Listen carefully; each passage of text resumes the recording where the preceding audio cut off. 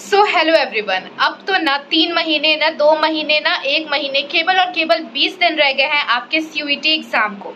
इन 20 दिनों में कैसे अपनी प्रिपरेशन को बूस्ट अप करें ताकि हम अपना ड्रीम यूनिवर्सिटी में अपना एडमिशन ले सकें and we can get into our dream colleges. इस वीडियो पे लास्ट तक बने रहिए और अगर वीडियो पसंद आती है वीडियो को लाइक शेयर सब्सक्राइब जरूर करना। Let's start this video without wasting our time. Last year की बात बिल्कुल अलग थी बिकॉज एग्जाम ही 2 से 3 महीने तक चला। दे यूज टू गेट टाइम, उनको गैप मिल जाता था उनके एग्जाम्स के बीच में।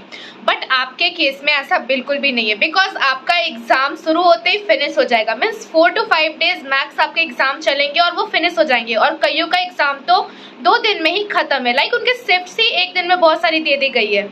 बेसिकली जल्दी से जल्दी एग्जाम आप लोग का कंप्लीट हो रहा है। आपका स्ट्रैटेजी उनके स्ट्रैटेजी से बिल्कुल डिफरेंट होने वाला है। ऑनेस्टली देखा जाए तो अभी आपके पास 1 घंटे भी नहीं है कि आप वेस्ट करो। जैसे ये वीडियो आप देख के फिनिश करते हो अभी के अभी जाओ और अपना पढ़ाई शुरू कर दो बिकॉज आपको गैपिंग्स बिल्कुल नहीं दी जाएगी। जो भी आपको प्रिपरेशन करना है इसी टाइम में करना है, इसी 20 दिनों में आपको अपना प्रिपरेशन बूस्टअप करना है। वीडियो को एंड तक जरूर देखना because I will be telling you the complete strategy कि कैसे अभी भी आप इन 20 दिनों में पढ़ाई करके 750 प्लस ला सकते हो और अपने ड्रीम यूनिवर्सिटी में एडमिशन ले सकते हो।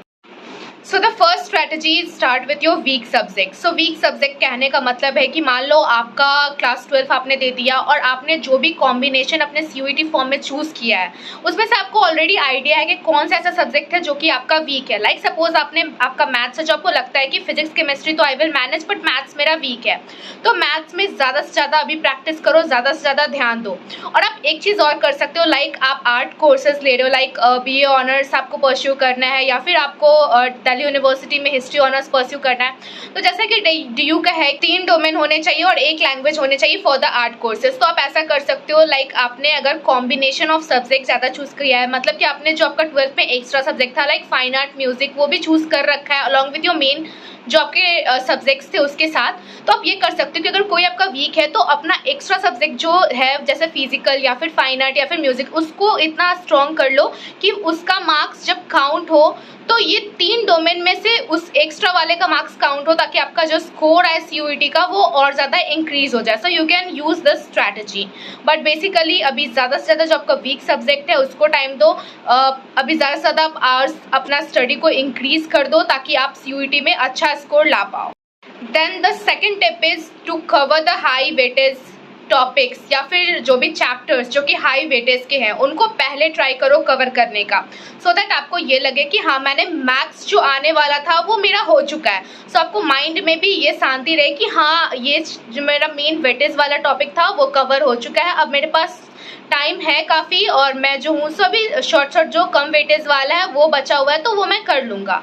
ये क्लैरिटी होनी ज़रूरी है। फर्स्टली आपको हाई वेटेज वाला कवर करने की कोशिश करनी है और बेसिकली आप शॉर्ट चैप्टर को थोड़ा देर के लिए रख भी सकते हो बिकॉज आपको पहले हाई वेटेज वाले थोड़े लेंथी वाले करने हैं ताकि आपको ये क्लैरिटी मिल जाए yes you can do it. और शॉर्ट वाले तो आप बाद में भी कर सकते हो।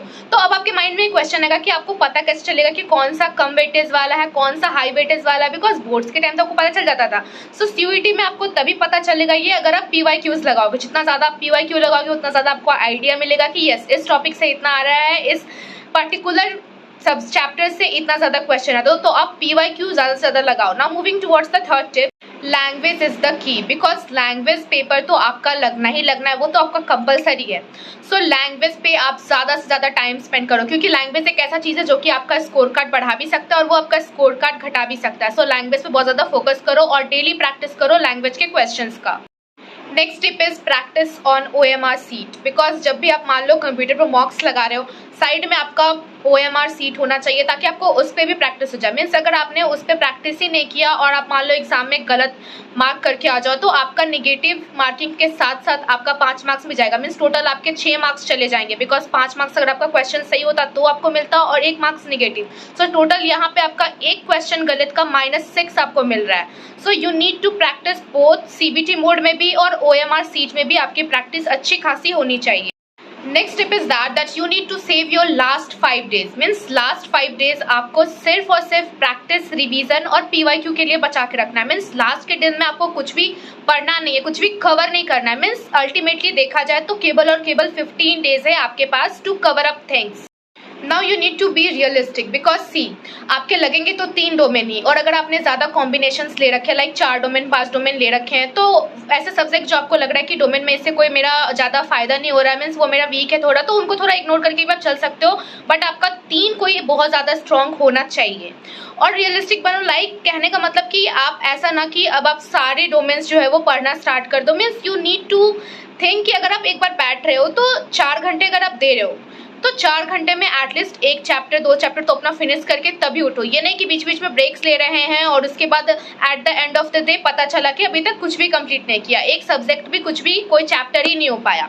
सो ऐसा अगर करोगे तो आप कैसे 15 डेज में अपना सिलेबस कवर कर पाओगे। So you need to be realistic कि अगर आप 4 घंटे बैठ रहे हो, अगर सुबह 4 घंटे बैठ रहे हो तो उस 4 घंटे में आपका एक चैप्टर अच्छे तरीके से हो जाना चाहिए। फिर आप नेक्स्ट जब शिफ्ट में बैठोगे लाइक आफ्टरनून या इवनिंग में बैठोगे तो उस टाइम भी आपका हो जाना चाहिए। लाइक एक दिन में अगर आप कहा जाए तो आप 2 सब्जेक्ट्स को 2 अच्छे से प्रिपेयर करो, उसके PYQs करो, तो आपका ऑलरेडी अच्छे तरीके से आपका 15 डेज में हो जाएगा। और अगर आपने अपना ज़्यादा दिमाग लगा के एक्स्ट्रा सब्जेक्ट्स भरे थे like in your CUET form, तो ये आपके लिए प्लस पॉइंट हो सकता है। सो ऐसे सब्जेक्ट जो आपको लग रहा है कि वो मेरा वीक है, लाइक अगर आपने जो भी चूज़ कर रखा है अपने कोर पेपर्स में से ही कोई एक, तो क्योंकि आपका काउंट 3 हो रहा है तो ऐसे एक्स्ट्रा सब्जेक्ट पे आप थोड़ा ध्यान दो ताकि आपका ओवरऑल जो स्कोर हो वो बढ़ जाए, क्योंकि काउंट तो आपका 3 डोमेन ही होगा। सो ये आपका प्लस पॉइंट रहेगा अगर आप इस तरीके से फॉलो करते हो। और भी अगर कोई आपको डाउट है तो आप कमेंट सेक्शन में मेंशन कर सकते हो, मैं आपको रिप्लाई करने की जरूर कोशिश करूंगी। वीडियो पसंद आती है तो लाइक से सब्सक्राइब जरूर करना।